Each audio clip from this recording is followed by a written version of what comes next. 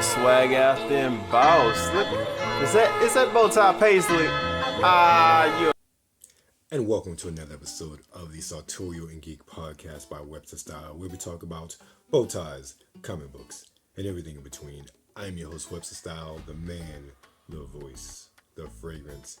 Coming at you again, no bow tie this week, but I gotta keep it dapper. And let's jump right into it with the download this week. Now, originally I had slated to talk to you guys about one of my favorite action RPGs of all time, and that is Phantasy Star Online 2. Way back when I talked about it and how excited I was for it to finally be coming out.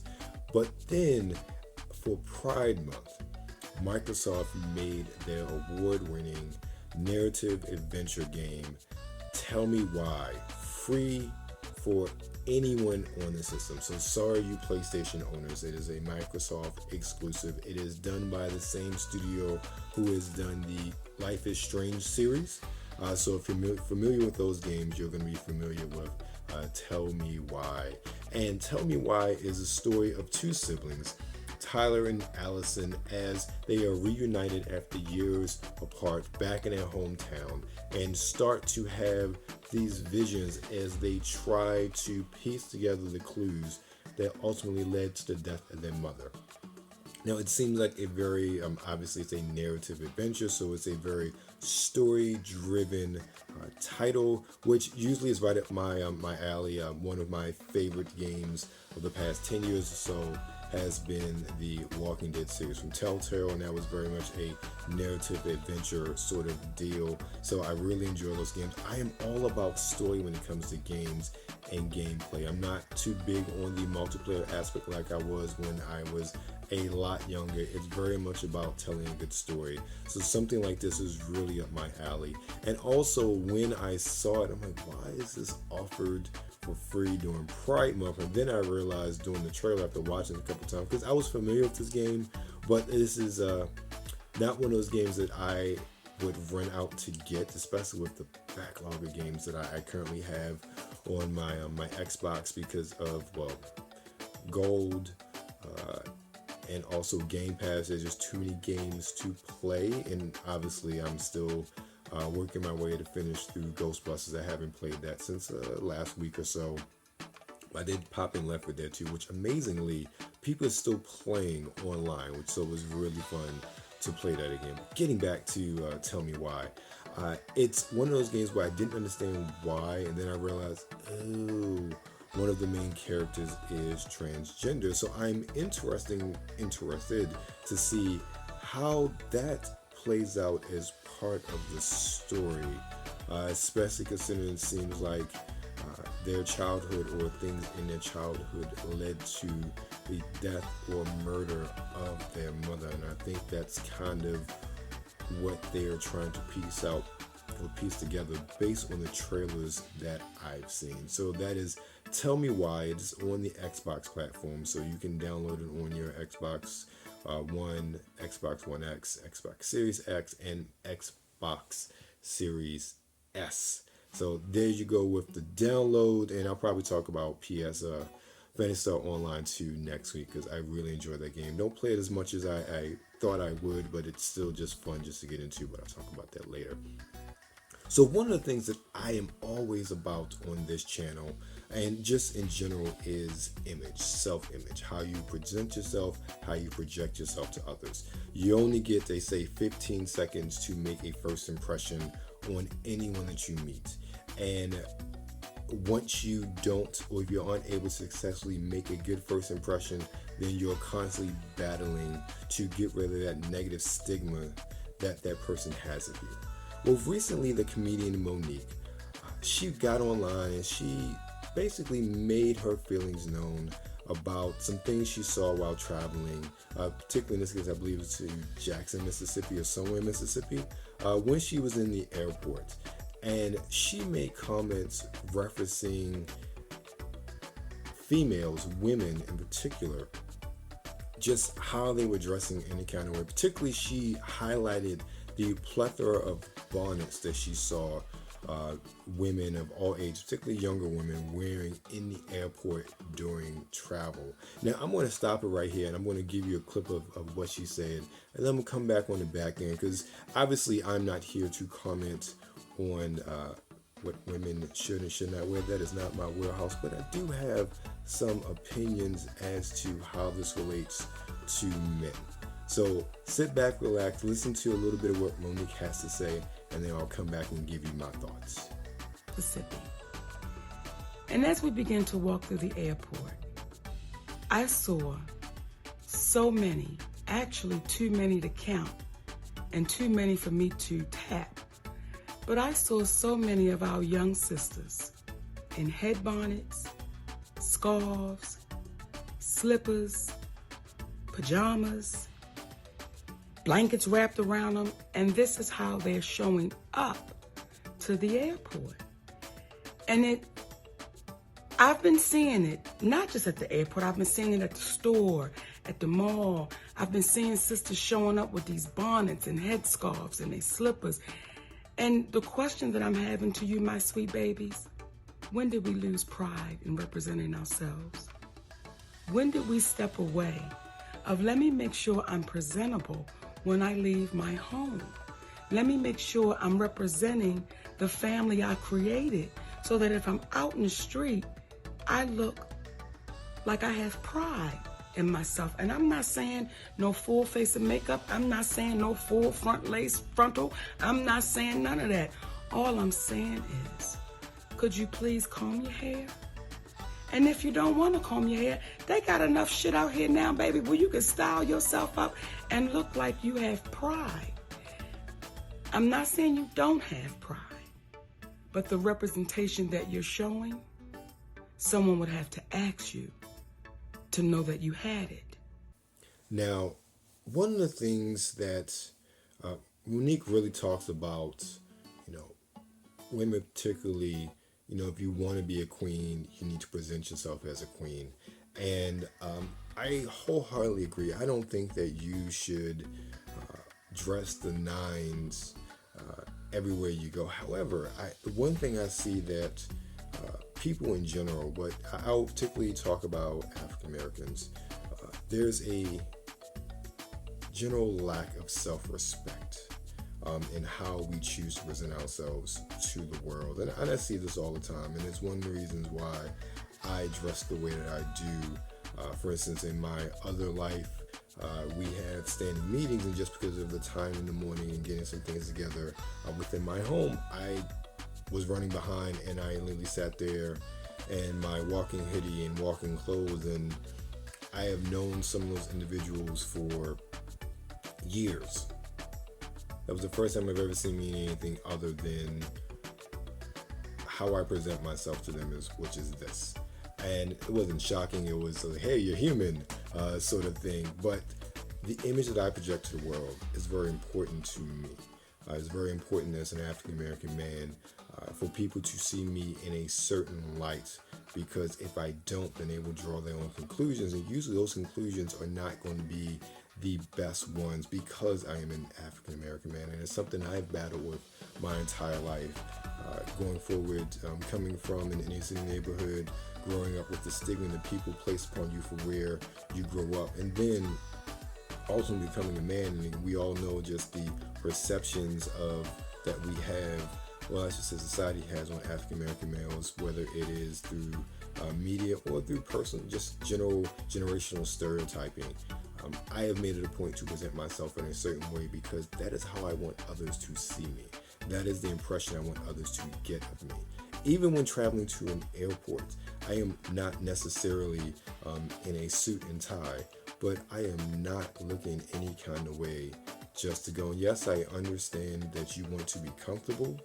However, there used to be a time when African Americans, when they went to baseball games, Negro League baseball games, they went dressed to the nines because they understood the importance of self-image. They understood the importance of the event they were going to. It was a family affair. It was an outing. It was a place that they would be seen, and a place where they could be the quote-unquote kings and queens that they saw themselves saw themselves as, even though the rest of the world at the time did not see them as that. And I'm not one to be like on big on king and queens and this and that. However, it is very much about how you perceive yourself, how you perceive your self-worth, and with that, how you want the world to see how much you're worth, at least in my opinion.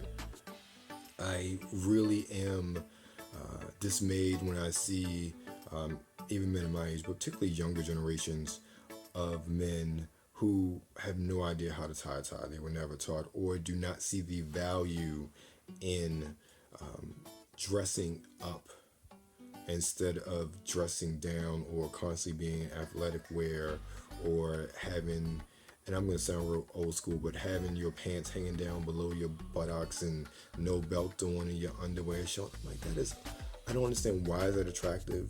It always looks sloppy to me, and always has. Is not just because I'm the age I am. This is how I've always been when it comes to dress and professionalism and how you present yourself to the world.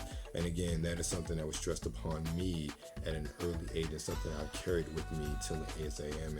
And I always look to impart this onto younger generations, and even men of my own age who don't comprehend the value of your own representation. You are your own brand. One of the things that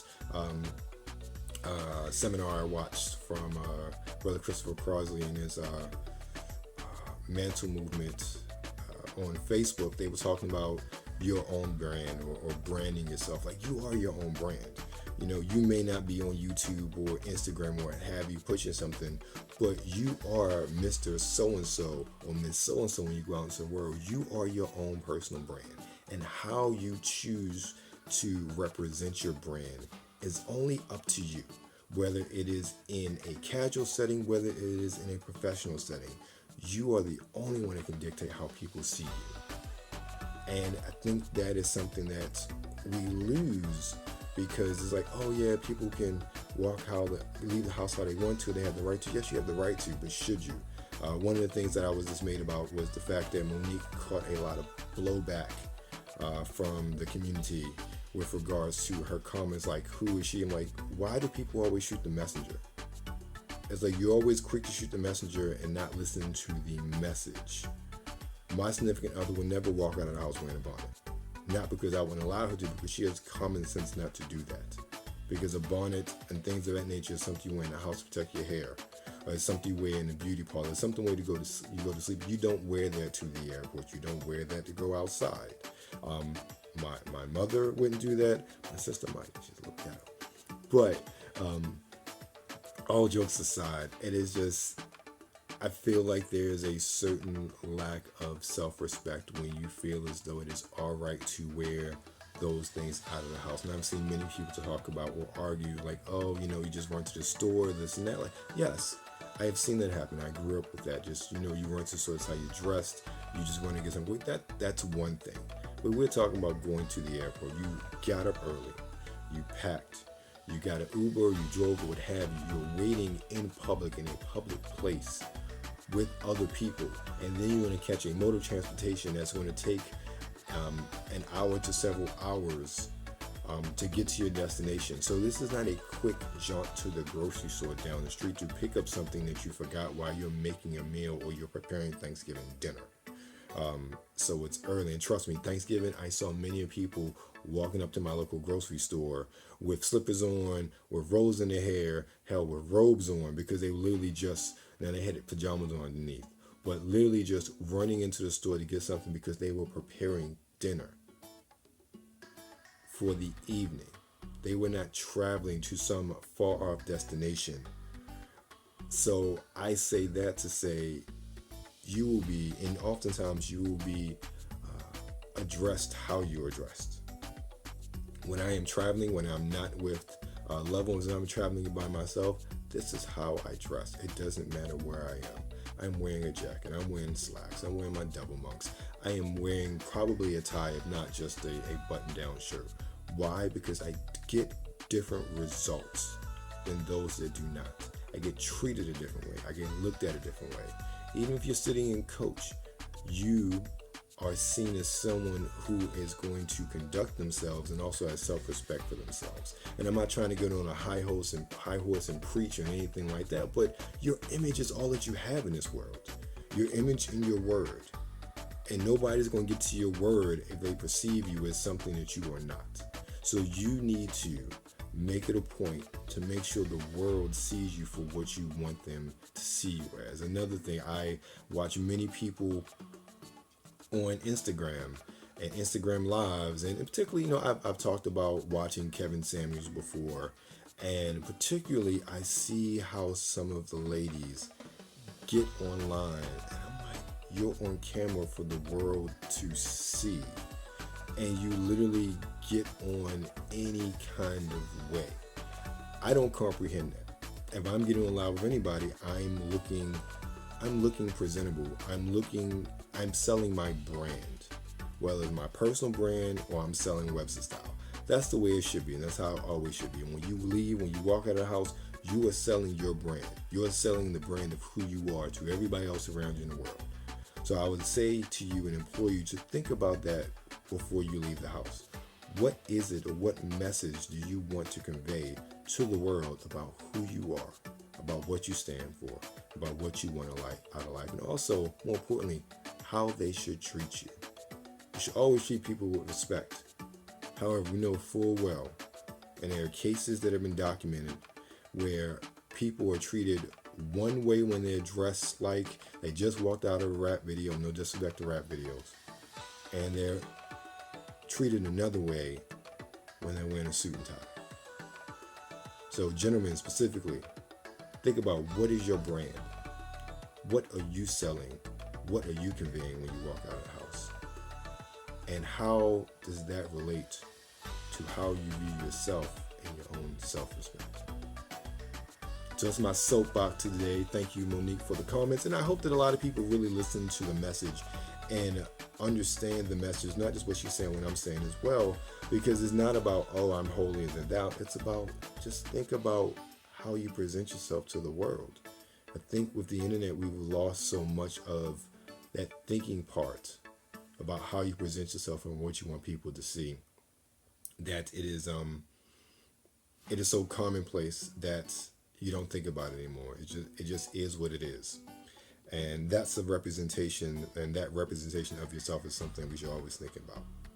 Speaking of representation, one of the ways that you can get people to have a good first impression of you is to, well, smell good. And yes, right, is that part of the show where we talk about our fragrance of the week. And in this case, I am doing another second chance fragrance from the House of English Laundry.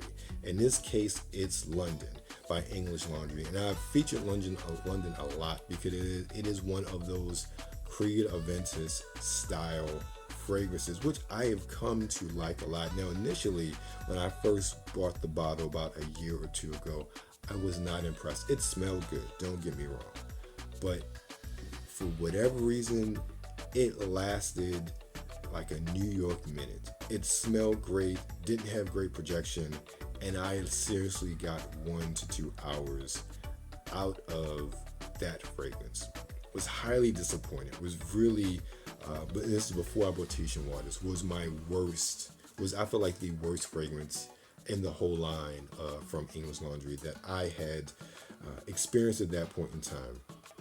So over the years, and I guess it's something to the effect of the bottle just really maturing and macerating, I have gotten stellar performance from this fragrance. Realistic. Now, I oversprayed just a little bit because one, it smells so good, and two, it's one of those fragrances that you won't choke people out because of it. But let me get to a note breakdown really quick. So you're going to have top notes of blackberries, apples, and pineapples. So you get that fruitiness.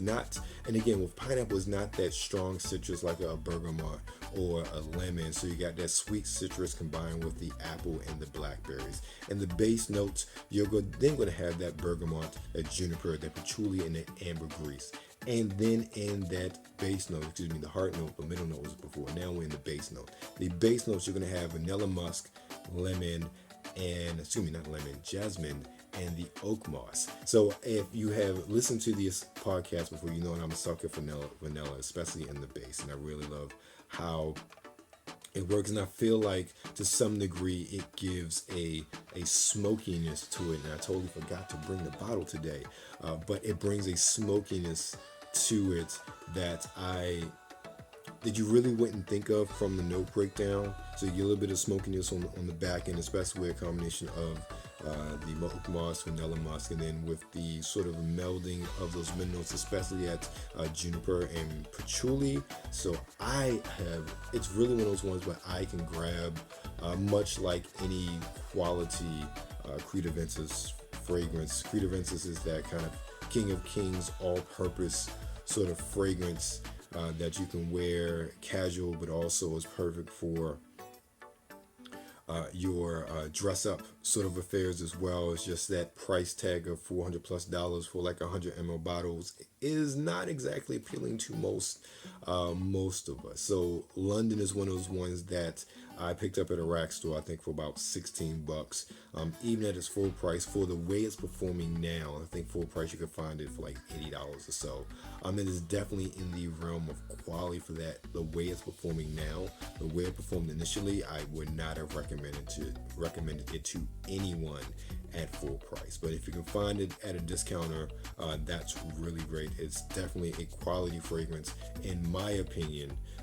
How it performs on me and how it performs going forward is definitely one of those ones where I would say if you are looking for a Creed Aventus alternative, really Club Nougat Intense Man, and the number 2 would be London by English Laundry. If you're looking for something to purchase based on what I've smelled thus far, and obviously if you're not looking to pay $400 for a bottle of cologne, which again, if you have the money, hey, go for it. But I just think of something of that price point, I think of all the things that I can do with that, or all the bills I have to pay with that $400.